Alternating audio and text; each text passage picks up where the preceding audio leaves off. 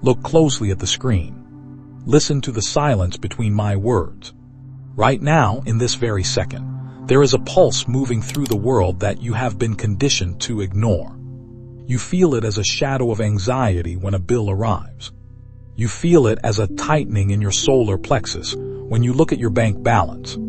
You feel it as a heavy, exhausting weight on your shoulders every Monday morning. You have been told that this weight is simply the way life is.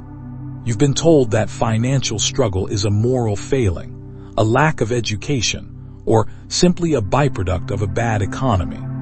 But what if I told you that every single one of those explanations is a lie designed to keep you inside a cognitive prison? The prison isn't made of stone or steel. It is built from a flawed definition of reality. Most of us move through our lives believing we are interacting with a world of solid, separate objects. We see a dollar bill and think matter. We see a digital number and think possession. We see a gold bar and think security. But in the realm of quantum physics, matter is an illusion. Everything you see, touch, and spend is, at its core, a fluctuating field of energy. This is the fundamental truth that the Quantum Files Awakening was created to reveal. We are living in an era where the old models of survival are collapsing. You cannot solve a 21st century energetic problem with an 18th century materialistic mindset. If you are working 40, 60, or 80 hours a week, and yet you still feel like you are drowning in a sea of not enough, the problem is not your work ethic. The problem is your internal circuitry. You are trying to capture lightning in a wooden bucket. You are trying to store the infinite flow of the universe in a tiny, finite box of fear. In this deep dive, we are going to perform a radical, systemic overhaul of your financial consciousness. We aren't going to talk about saving tips or investment portfolios. We are going into the deep physics of why you are blocked. We are going to dismantle the object model that has been siphoned your vitality and replaced it with a permanent state of hypervigilance. Think about it. Why is it that some people seem to attract wealth with effortless grace, while others, perhaps including yourself, sweat and toil for decades only to remain exactly where they started? Is it luck? Is it greed? No. It is frequency. It is the difference between a system that acts as a dam and a system that acts as a conduit. As you sit here, I want you to make a silent commitment to yourself. Do not watch this as a casual observer. This session is designed as a frequency calibration. Every chapter is a layer of the old, rusted armor being stripped away. We will explore why your need to protect your money is the very thing making it disappear. We will uncover the 6 unspoken laws of scarcity that were programmed into your subconscious before you could even speak. And most importantly, we will show you the exact mechanism of return flow, the physical law that ensures that when you move, the universe moves with you. If you have ever felt that there was a secret that the wealthy knew but you didn't, you were right. But the secret isn't a technique. The secret is a state of being. It is the realization that you are not a separate entity fighting for survival in a hostile world. You are a point of circulation in a vast, intelligent, and infinitely abundant energetic grid. The moment you stop seeing money as a thing to be hunted and start seeing it as a current to be conducted, your reality will shift. Not eventually, not one day, but the very moment the perception clicks. This is the activation of abundance. This is the awakening. Stay with us. This is a long journey because the deprogramming requires time. Your brain needs to hear these truths repeated, layered, and expanded upon until the old software of scarcity finally crashes. By the end of this hour, the way you breathe when you think about money will have changed. The way you spend, the way you receive, and the way you exist in the economy will be unrecognizable. But before we can build the new, we must burn the old. We must look into the dark architecture of how your mind was hijacked by the object model. What you are about to hear in Chapter 1 might be uncomfortable, but it is the only way out of the prison. True wealth begins when you stop asking, "How can I get more?" and start asking, "How can I become a clearer channel for what is already here?" Chapter 1. The Scarcity Architecture. To understand why your financial life feels stagnant, we must first confront the ghost in the machine. Almost every human being on this planet currently operates under a cognitive framework we call the object model. It is a lens through which we view money as a concrete, tangible, and finite thing. This model is not just a preference. It is a deep-seated neurological program that governs your nervous system's response to every dollar that enters or leaves your field. In the object model, money is something you either have or you don't have. It exists out there, and you must go get it. Once you get it, you must keep it. If you lose it, it is gone. On the surface, this sounds like common sense. But in the world of quantum awakening, common sense is often the very barrier to higher truth. The moment you categorize money as an object, you automatically and unconsciously trigger 6 catastrophic assumptions that construct the architecture of scarcity in your life. Law 1, the law of finite quantity, the pi hallucination. If money is an object, then by definition, it occupies space and has limits. There is only so much gold, so much paper, so much digital credit. This leads to the subconscious belief that the economy is a giant fixed pie. If your neighbor gets a bigger slice, your slice must shrink. This is the root of all envy, all jealousy, and the destructive competitive drive that defines modern capitalism. You are constantly looking over your shoulder, worried that someone else is taking your money. But consider the nature of light. If I light a candle from yours, does your flame diminish? No. It doubles the light in the room. Money, in its true energetic state, is like light. But as long as you see it as a slice of pie, you will live in a state of permanent threat. Your brain will stay in survival mode, which shuts down the prefrontal cortex, the very part of your brain responsible for creativity, long-term planning, and identifying opportunities. You literally become too stressed to be rich.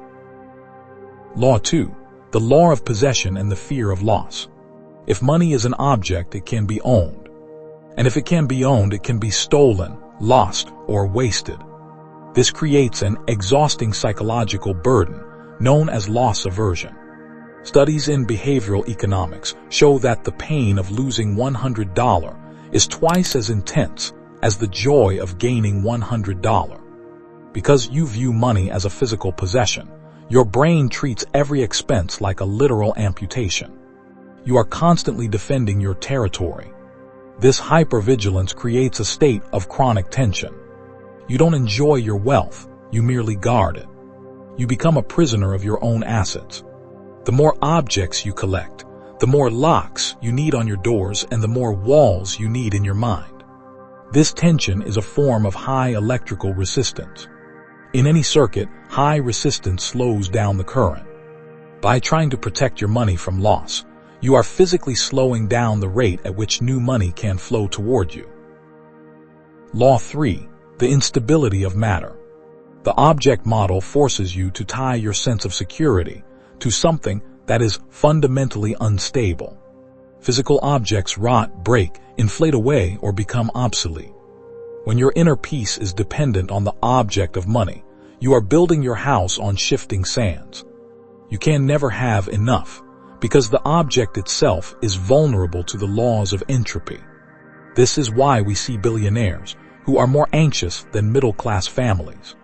The object has become so large that the fear of its collapse has become all-consuming. You are chasing a ghost. You are looking for stability in a realm, the material world, where stability is a mathematical impossibility. Law 4, the dam effect, the hoarding reflex. This is perhaps the most insidious part of the scarcity architecture. If an object is rare and can be lost, the only logical response is to hoard it. We call this the dam effect. You build a giant wall around your resources. You stop the outflow. You calculate every penny. You become cheap with yourself and others. But look at nature. What happens to water when it stops flowing? It becomes stagnant. It breeds bacteria. It dies. A river is only healthy because it is constantly giving its water away to the ocean, trusting that the clouds will bring the rain back to the mountains. When you hoard money out of fear, you are building a dam. You might have a lot of water behind that wall, but it is dead energy. It has no vitality. It doesn't work for you. It just sits there creating pressure and anxiety. True abundance is not a reservoir. It is a current. Law 5. The zero-sum competition. The object model demands that you see every other human being as a competitor. Since objects are limited, you are in a race for survival. This creates a vibration of hostility. When you operate from this frequency, you repel people. You repel partnerships. You repel the very luck that brings wealth. You are so busy guarding your thing that you cannot see the vast network of connections that would actually expand your flow. You are a lonely island in a vast ocean of potential, starving because you are afraid to let go of a single fish. Law 6. The labor for matter trap. Finally, the object model teaches you that objects only move through physical force. Therefore, to get more money, you must exert more force, more labor, more hours, more grind. You have been programmed to believe that wealth is directly proportional to exhaustion. This creates a massive subconscious block. Your soul knows that it needs rest and joy to survive. If your brain believes that wealth requires killing yourself with work, your subconscious will actually sabotage your financial success to save your life.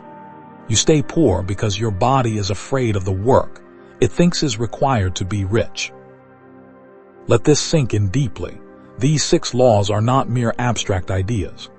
They are tangible, biological roadblocks hardwired into the very architecture of your nervous system. Every time you so much as glance at a bill, these 6 laws ignite within your brain like a cascading sequence of alarm bells. You aren't just stressed about money.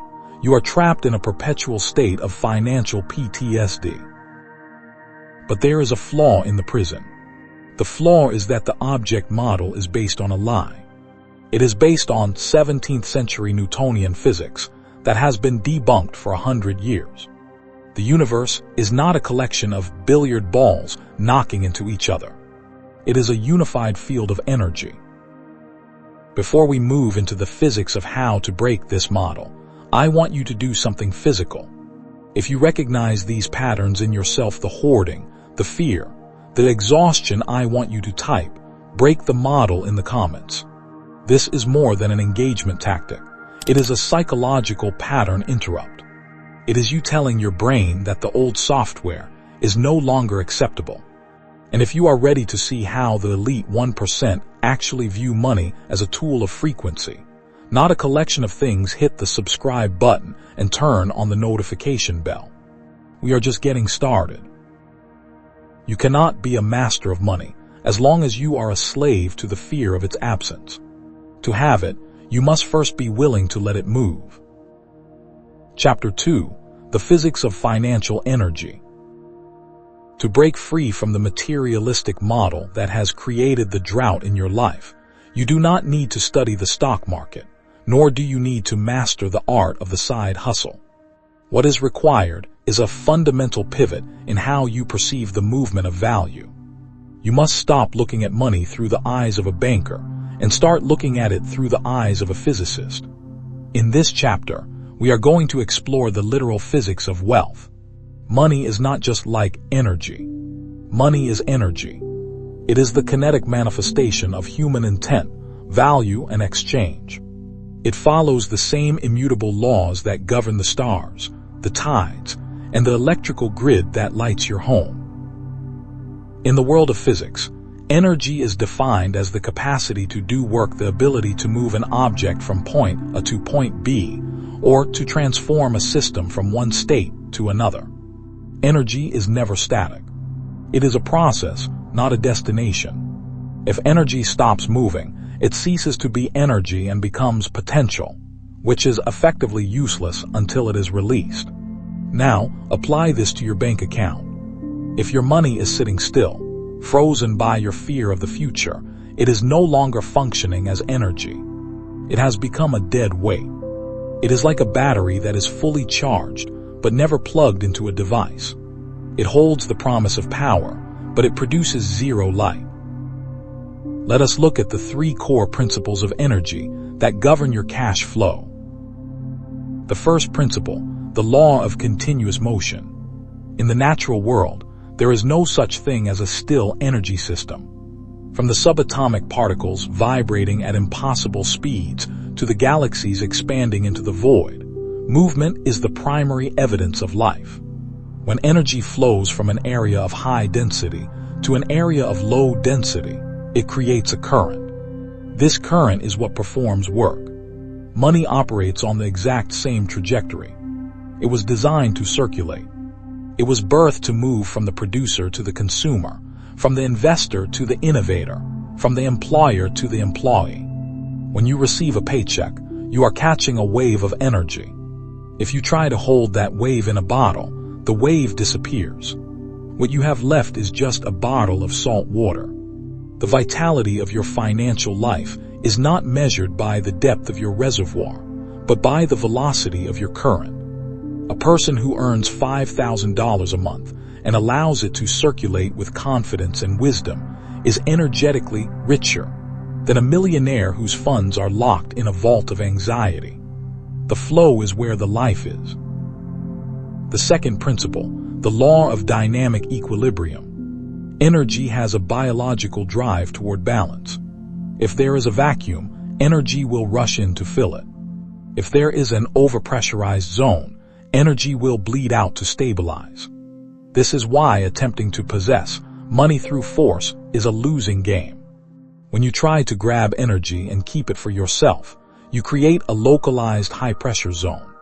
According to the laws of physics, the universe will immediately begin to exert pressure to move that energy away from you to restore balance.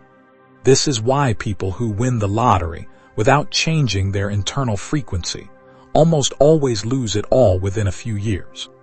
Their system was not designed to conduct that much voltage, and the equilibrium of the universe forced the energy back into the larger grid. True abundance is not about getting more.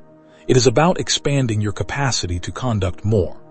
You don't need a bigger pile of money. You need a wider wire. The third principle, conductivity versus resistance. This is the secret that the elite 1% understand intuitively, while the rest of the world struggles in the dark. In an electrical circuit, the amount of power that can reach the bulb is determined by 2 factors: the voltage, the source, and the resistance, the wire. You have been focusing entirely on the voltage, trying to find a better job, a higher salary, a bigger source. But you have ignored the resistance in your own wire. Resistance in a human financial system is composed of fear, resentment, contraction, and the object model thinking we discussed in the previous chapter. When you spend money with a feeling of loss, you are adding resistance to your wire. When you hoard money out of a fear of running out, you are fraying the insulation of your circuit. You are making it difficult for the energy of money to reach you. Money does not have a brain. It does not judge you. It does not care if you are a good or bad person. It simply follows the path of least resistance. If your internal state is one of ease, flow, and openness, money will gravitate toward you simply because it is the easiest place for it to go. Stop trying to make money. Instead, focus on removing the resistance that prevents money from flowing through you. Ask yourself, where am I tight? Where am I afraid? Where am I blocking the exit? Because if you block the exit, you have also blocked the entrance.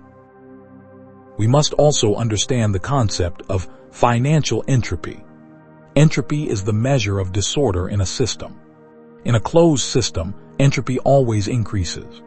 If you close your financial life, if you stop giving, stop investing, and stop participating in the exchange of value, your financial system will begin to decay. It is a mathematical certainty. To stay vibrant, a system must be open. It must exchange energy with its environment. This is why the most prosperous people are often the most generous. Their generosity is not a moral duty. It is a physical strategy to prevent entropy. They are keeping their system open so that new, fresh energy can constantly replenish the old. Chapter 3. The Accumulation Trap. Having understood the physics of flow, we must now confront the most dangerous lie ever told in the history of personal finance. The idea that accumulation equals security. We have been taught from childhood that the more we save, the safer we are. We are told to build nest eggs, to prepare for a rainy day, and to stockpile for the future. While prudence is a virtue, the perception of accumulation as the source of wealth is a trap that keeps millions of people in a state of functional poverty. We call this the accumulation trap, and it is the primary reason why your savings might be the very thing preventing your abundance. In the object model, accumulation makes perfect sense. If money is a thing, then having 10 things is better than having 5. But in the energy model, accumulation is equivalent to building a dam in the middle of a vibrant river. At first, it looks like a success. You have a massive body of water behind the wall. You feel powerful. You feel secure. But look closer. What is happening to the river below the dam? It is drying up. What is happening to the water behind the dam?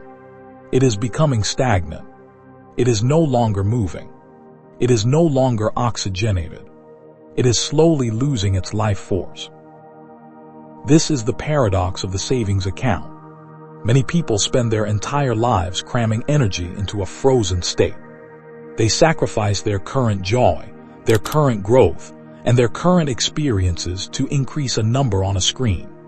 But because that money is not in circulation, it provides zero energetic feedback. It is potential energy that is never converted into kinetic energy. The result: you have a rich bank account and a poor life experience.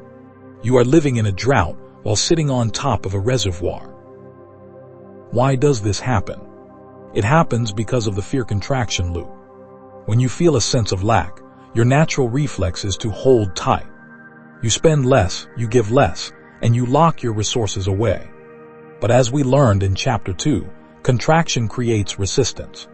When you add resistance to your system, the flow of incoming money slows down. Seeing the incoming money slow down makes you even more afraid, which causes you to contract even tighter. This is a death spiral. You are trying to solve a lack of flow by stopping the flow entirely. It is like trying to fix a thirsty plant by squeezing its roots so hard that no water can move through them. Look at your savings. Are they an investment of flow, or are they a wall of fear? If you lost that money tomorrow, would you lose your identity, or would you simply lose a tool?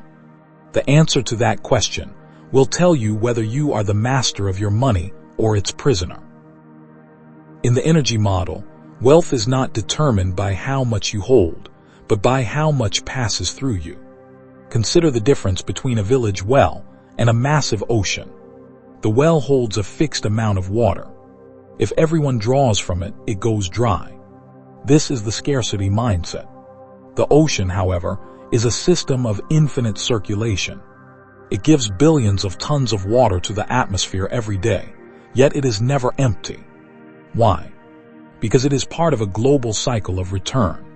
It trusts the rain. The accumulation trap also manifests as the just-in-case mentality. We save just in case something bad happens. At a quantum level, when you focus your energy on a rainy day, you are actually calibrating your frequency to attract that rainy day. You are placing a reservation for a disaster. You are telling the universe, I am expecting a loss, so I am preparing a place for it. Energy follows attention. If your attention is on the loss you are trying to prevent, you are inadvertently inviting that loss into your reality. Imagine you are breathing. If you try to take a deep breath and hold it to save the oxygen for later, what happens? Your chest hurts. Your brain becomes foggy. You start to panic. The very oxygen that was meant to give you life becomes a poison. To live, you must release the breath. You must trust that the next breath is already waiting for you. Money is the oxygen of the economy. You cannot hold it. You can only breathe it. So, does this mean you should spend everything you have and live recklessly? Absolutely not. That is just another form of resistance called chaos. True circulation is purposeful.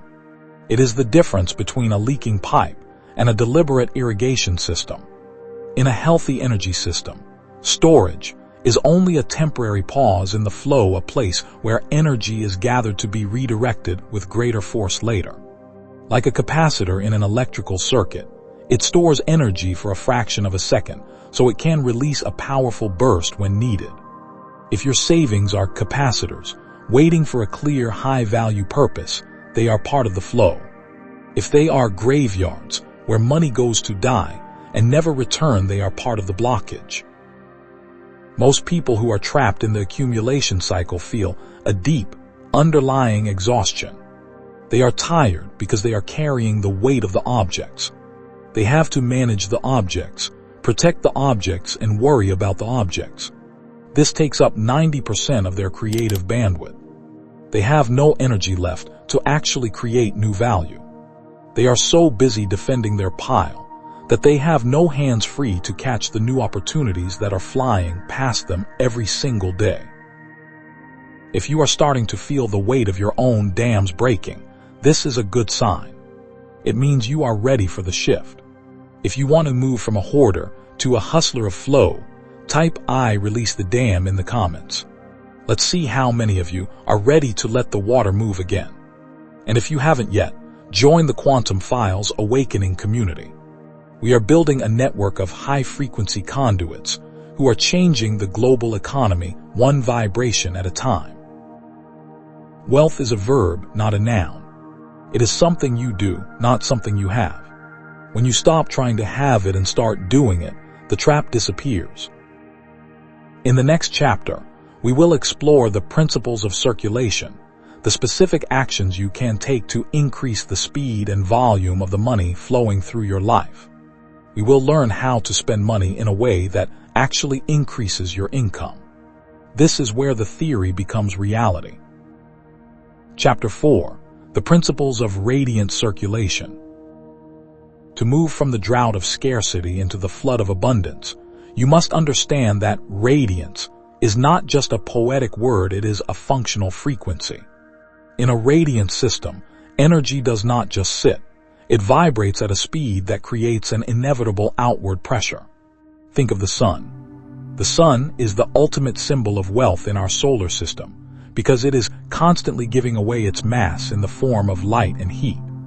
It doesn't worry about running out of hydrogen because its very nature is to burn and expand. When you apply the principle of radiant circulation to your money, you stop being a consumer and start being a source. Most people spend money from a state of contraction. They feel as if a piece of their life is being ripped away. This is resistant circulation. Radiant circulation, however, is the act of releasing money with the conscious intent to empower the system it is entering. Imagine you are paying for a simple cup of coffee. The object model person hands over the $5 and feels a micro loss. But the quantum conduit sees those $5 as a packet of light. By releasing it, you are feeding the barista, who then feeds their children, who then fuels a local economy. You are the trigger for 1,000 ripples of value. This realization shifts your vibration from a minus to a plus. You aren't losing $5. You are activating a global network of exchange. The universe senses this shift in your conductivity. It recognizes you as a point of high-frequency circulation, and according to the law of equilibrium, it must send more energy back to you to maintain the pressure you are releasing. Abundance is a side effect of being useful to the flow. If you want to increase the income flowing toward you, you must first increase the intentionality of the income flowing away from you. Chapter 5. The 4 Architects of Blockage. We must now perform an autopsy on the fear that lives in your pipes. There are 4 specific psychological archetypes that act as energy dams. If you do not identify which one you are, the 90-day shift will not work. 1. The fearful calculator. This is the person who tracks every cent not out of wisdom, but out of terror. They check their bank app 10 times a day. At the quantum level, this constant observation collapses the wave function into a state of lack. By staring at the not enough, you are literally freezing the energy in that state. You are a scientist who is contaminating your own experiment with anxiety. 2. The resentful martyr. This person pays their bills, but they complain the entire time. They hate the government for taxes, hate the landlord for rent, and hate the company for their salary. This resentment creates a sticky energy. Even though the money is moving, the vibration of hate acts like sludge in the gears. The return flow is blocked because the entrance is covered in the tar of negativity. 3. The shadow spender. This person spends recklessly as an escape. They try to buy a feeling of abundance they don't actually possess. This is not circulation, this is leakage. It is like a pipe with a hole in it. The energy is leaving the system without purpose, and therefore, it creates no vacuum to pull new energy back in. 4. The conditional receiver. This is the person who has decided they are only allowed to be rich if they suffer. They block any money that comes too easily. If they win a prize or receive a gift, they feel guilty. They have built a filter that only lets in labor-heavy energy. They are starving themselves of the universe's effortless grace. Which one are you? Don't look away. The moment you admit your archetype, you strip it of its power over your bank account. Chapter 6. The 90-Day Conduit Shift Deep Reprogramming. Now, let us enter the laboratory of change. This is the most critical part of your awakening. This 90-day process is designed to physically rewire your brain's relationship with the frequency of money. It is a systematic deconstruction of the object model and a reconstruction of the conduit identity. Month 1, Semantic Recoding and the Language of Flow, days 1 to 30. The first month is about your words. Words are the code for your subconscious mind. For the next 30 days, you are strictly forbidden from saying, "I spent money," "I lost money," or "this is expensive." These words are anchors in the reality of scarcity. Instead, you will use the language of radiant outflow. When you pay for your rent, you will say, "I am circulating this energy to support the structure that houses my growth." When you pay for food, "I am fueling my biological system and the global agricultural flow." This isn't positive thinking. This is semantic remapping. You are teaching your neurons to stop firing the fear/loss signal and start firing the contribution/flow signal. By day 30, you will notice that the physical tightening in your chest when you open your wallet has begun to soften. You are becoming a better conductor. Month 2, Somatic Recalibration and the Breath of Wealth, days 31 to 60. In the second month, we move from words to the body. Energy is felt, not thought. For these 30 days, you will practice the permissive transaction. Every time you are about to tap your card or click purchase, you must pause for 5 seconds. Check your heart rate. Check your breath. If you feel even a micro contraction, stop. Take a deep breath until your body feels safe. Then and only then, release the money with a feeling of permission. You are training your nervous system to remain in an open state during outflow. Most people are closed when they pay and open when they receive. But in physics, a valve that only opens one way is eventually going to fail. You are learning to keep the valve open in both directions. This removes the resistance in your circuit. You will start to feel a strange, quiet sense of power, a realization that you are the one allowing the energy to move. Month 3, Strategic Expansion and the Vacuum Effect, days 61 to 90. The final month is about testing the vacuum principle. Now that your system is a high-grade conductor, we must increase the volume of flow. During these 30 days, you will consciously find one area of your life to overflow. This might mean leaving a 50% tip for a struggling waiter, or buying a high-quality tool you've been putting off because of its cost. Do this with the specific intent of creating a space of demand in your field.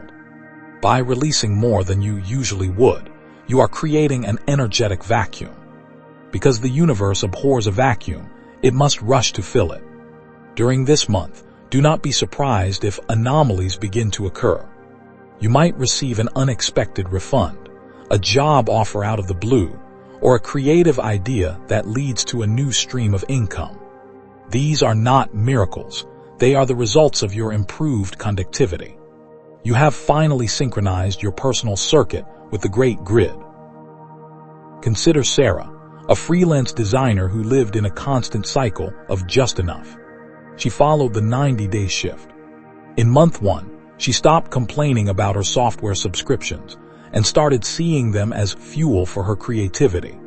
In month 2, she stopped checking her balance with fear and started breathing into her payments. In month 3, she decided to donate a significant portion of her fee from a small gig to a local charity.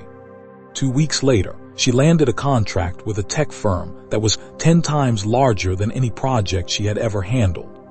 Was it luck?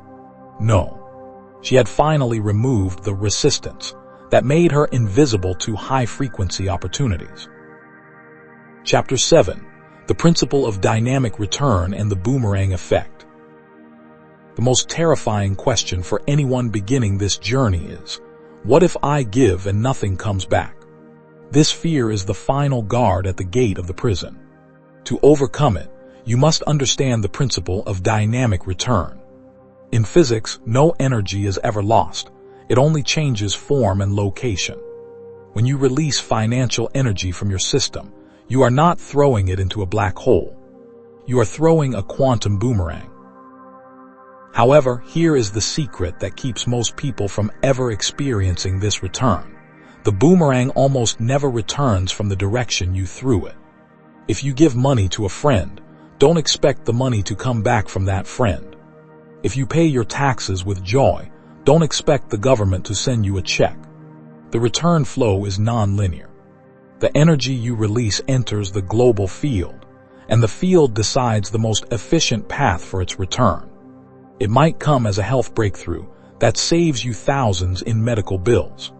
It might come as a connection to a mentor who changes your career trajectory. It might come as a sudden intuitive hit that saves you from a bad investment. The trap of tracking. The moment you start tracking the return, calculating exactly when and where the money will come back, you have returned to the object model.